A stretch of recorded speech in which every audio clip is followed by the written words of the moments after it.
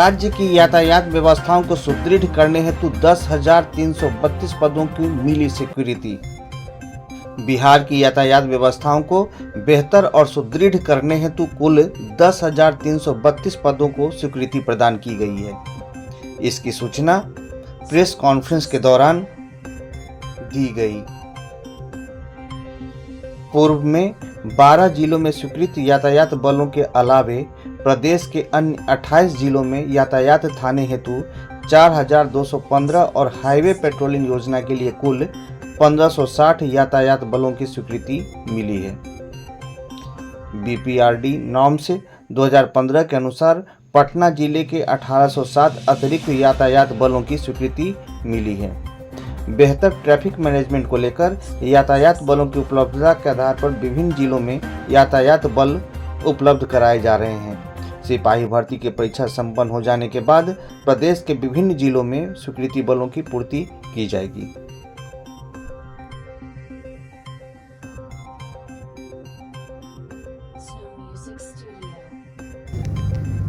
आज मैं आपको बिहार राज्य के अंतर्गत यातायात व्यवस्था को सुदृढ़ करने के कुछ उपाय किए गए उसके बारे में बताना चाहता हूँ।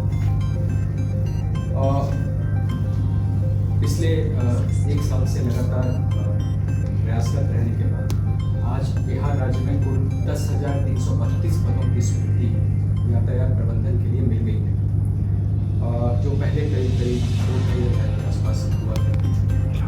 पूर्व से 12 जिलों में जो स्वीकृत यातायात बल था, उसके अलावा प्रदेश के अन्य 28 जिलों में भी यातायात बल की स्वीकृति मिल गई और इसके तहत करीब 4,215 बल नया क्रिएट हुआ है। उसी तरीके से हाईवे पेट्रोलिंग योजना के तहत 1,560 अतिरिक्त यातायात बलों की स्वीकृति प्राप्त हुई है।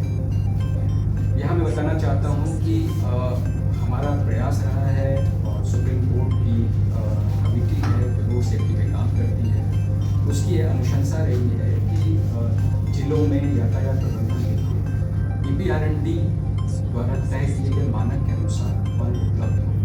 तो इस दृष्टिकोण से पटना जिले में ये अचीवमेंट प्राप्त कर लिया गया है और ये बल जो है करीब 850 के हुआ करता है, अब बढ़ करके 2,600 के आसपास पटना जिले के लिए बल स्वीकृति प्राप्त हो गई। तो आपको याद होगा कि पहले हम लोगों ने यातायात बल का ज्यूरिसडिक्शन पूरे जिले में स्थापित ये करना है, एक्सपैंड करना है। पहले ये केवल म्यूनिसिपल लिमिट तक सीमित था, तो उसके मद्देनज़र इस बल वृद्धि का बहुत ज़्यादा महत्व है और हम सही ढंग से पूरे जिले में जो है यातायात संधारण में अपनी महत्वपूर्ण भूमिका निभा सकेंगे। ये बल स्वीकृति तो हो गई है, लेकिन बल में जिला पुलिस में रिक्तियों की संख्या अभी एक स्तर तक है, करीब 30% के स्तर तक है और इस सिलसिले में आपको ज्ञात होगा कि करीब 21,000 इसकी नियुक्ति की प्रक्रिया चल रही है। इनकी नियुक्ति होते ही हमें उम्मीद है कि सभी जगह पे ऑप्टिमम पद करा दिया जाएगा सभी जिलों में और यातायात प्रबंधन में उससे मदद। दूसरी तरफ हम लोगों ने हैंडहेल्ड डिवाइस की चर्चा आपसे पहले की थी और नवंबर 2023 से यातायात नियमों के उल्लंघन के विरुद्ध मैनुअल चालान को बंद करते हुए हैंडहेल्ड डिवाइस के माध्यम से चालानी की प्रक्रिया शुरू की गई। अभी राज्य में सभी जिलों में मिला करके कुल 1,527 हैंडहेल्ड डिवाइस उपलब्ध कराए गए हैं, जो मूलतः न्यूनतम मानवीय हस्तक्षेप और साक्ष्य आधारित कार्रवाई में हमारी मदद करते हैं और इसके चलते इस चालानी प्रक्रिया में शिकायतों में काफ़ी कमी आई है। साक्ष्य आधारित होने से इसकी कॉम्प्लायंस लेवल में काफ़ी अच्छी वृद्धि देखी गई। यदि मैं घाटों की बात करूं तो यातायात नियमों के उल्लंघन पर चालान की कार्रवाई वर्ष 2022 से वर्ष 2023 की तुलना में करीब 116% वृद्धि राजस्व में देखी गई है। और यदि मैं वर्ष 2023 में जनवरी से जुलाई तक का आंकड़ा को कंपेयर करूँ वर्ष 2024 में जनवरी से जुलाई तक के आंकड़े को, तो इसमें करीब 213% राजस्व वृद्धि देखी गई है। हमारा फोकस राजस्व वृद्धि का नहीं है, बल्कि हमारा फोकस इस मामले में पर्याप्त डेटरेंस क्रिएट करने का है, उत्पन्न करने का है, ताकि जो सड़क सुरक्षा के दृष्टिकोण से और ट्रैफिक रेगुलेशन प्रॉपर हो इसके दृष्टिकोण से जो आम नागरिक है, जो सड़क यूज़र है, वो नियमों का सही ढंग से पालन करें। इसके साथ एक और इनिशिएटिव शुरू किया गया है, वो परिवहन विभाग और NIC की मदद से ई डिटेक्शन पोर्टल का, और सभी टोल प्लाजा जो हैं वहाँ पर इस प्लेटफॉर्म को उपलब्ध कराया गया है। और पिछले 7 अगस्त 2024 से इसमें कार्रवाई की जा रही है।